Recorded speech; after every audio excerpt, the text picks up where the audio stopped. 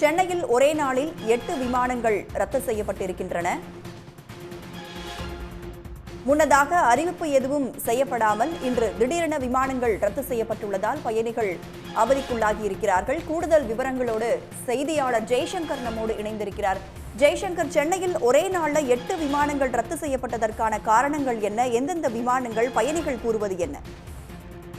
சென்னை உள்நாட்டு விமான நிலையத்தில் இன்று ஒரே நாளில் திருச்சி, தூத்துக்குடி, மதுரை, சிவமுகா ஆகிய 4 புறப்பாடு விமானங்கள், 4 வருகை விமானங்கள் என 8 விமான சேவைகள் ரத்து செய்யப்பட்டுள்ளது. இதனால் அதில் பயணம் செய்யக்கூடிய பயணிகள் பெரும் அவதிக்குள்ளாகியுள்ளார்கள்.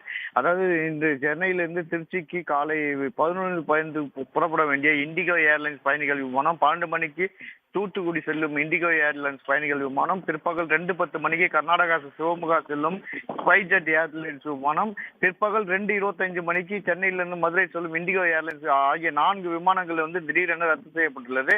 அதுபோல் அதே ஊர்களிலிருந்து சென்னைக்கு வர வேண்டிய விமானங்களும் மறுமார்க்கத்திலையும் ரத்து செய்யப்பட்டுள்ளது. இதனால் அதில் திடீரென பயணிகள் அது புக் செய்திருந்த சில பயணிகளும் சரி, அங்கிருந்து வர வேண்டிய பயணிகளும் சரி கடும் அவதிக்குள்ளாகிறார்கள். இது எந்தவித முன்னறிவிப்பும் இல்லாமல் திடீரென ரத்து செய்யப்பட்டதாக தெரிகிறது. இதனால் அந்த பயணிகள் தரப்பில் கடும் அவதியுற்றதாக தெரிவிக்கிறார்கள்.